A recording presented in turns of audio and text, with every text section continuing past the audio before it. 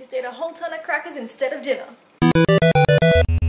Hey guys, I'm Penny and today I'm going to be talking about a couple of interesting pieces of news. The first one is involving Dayz, the Arma 2 mod that went crazy big a while ago, which I'm sure most of you, if not all of you, are already aware of. Secondly is Mass Effect. Again, it seems like every video I just talk about Mass Effect now, but it's just too bad for you, I guess, because I'm just gonna keep talking about Mass Effect as much as I can.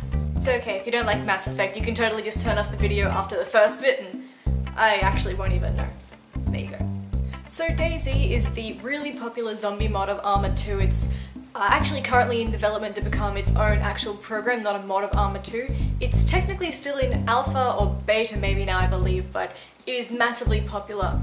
If I told you, a regular Dayz player, that you'd be able to make a ton of money, or well, make some money by playing Dayz as you normally do, I'm pretty sure you would just think that I was a scammer who was just after your bank details or something. That is, however, not the aim of the Dayz Bounty creators. Dayz Bounty is, I believe it's a program that's going to rest on top of Dayz, and it's basically a kind of separate game. It's Dayz, ultimately, but with a kind of extra, almost gambling layer to it. A little backstory first. Two of the creators of Dayz Bounty actually had this idea from playing in a team called the Superhero Medic Squad, I think.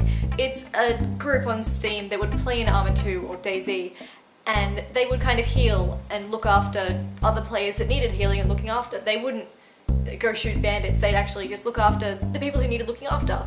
But they got bored of that eventually. One of them went rogue and the second one followed shortly after that. Shortly after that, one of them actually started like placing bets and saying, you know, I bet you $5 that you can't kill me, and it kind of expanded from there. They realized that adding that extra layer of real kind of danger of losing or gaining money makes the game a little more exciting, I guess. I'm pretty sure if I started betting on my success in Dayz, I would have no money left. At all.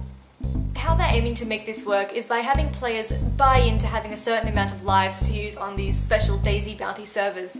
Players would spend $5, $10, $15 or $20 to be able to access this server with a certain amount of lives, and then they would actually receive a payout based on the amount of kills they make, and depending on what kills they make, so zombies, other players, and I think outlaws as well, and ultimately the top bandit, the person who has the most kills on the server, are all worth different amounts of money that pay out. So it comes down to, you know, if it's worth risking the $5 if you think you're good enough to get on there and make that $5 or more back. The creators of Dayz Bounty are recognizing that this has major potential for hackers and exploits and things like that, and they're basically welcoming, when the alpha starts, they're welcoming hackers to pretty much come in and exploit as much of the game as possible, just so they can kind of get it all worked out. There's also no real guarantee that this will be going ahead, since the creators are still waiting for Bohemia's blessing to see if this is actually something that can go through with Arma 2's current terms of service, but it's definitely something to keep an eye on if you're interested in Dayz, or you feel like you're good enough at Dayz that you could, you know, potentially be making some cash off of Dayz Bounty. If you're interested in learning more about Dayz Bounty, I have a couple of links in the description. One is to a PC Gamer article with a massive amount of information. The second one is to the website itself, which doesn't have a lot available yet, but it's there if you're interested. And now for the next part of this video, which is about Mass Effect. Happy N7 Day is what I would have started this video with if I had remembered about November 7th being N7 Day. I didn't, and I didn't actually find out it was N7 Day until November 8th in Australia, but it was still November 7th in America, and I think a lot of other parts of the world at that point, so it still counts, kind of, for me.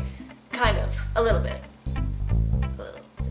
This was actually a very special N7 Day, since it also celebrates the 5th anniversary of when the original Mass Effect was released, which is a great game that spurred a fantastic series that I like very much, as I'm sure most of you know.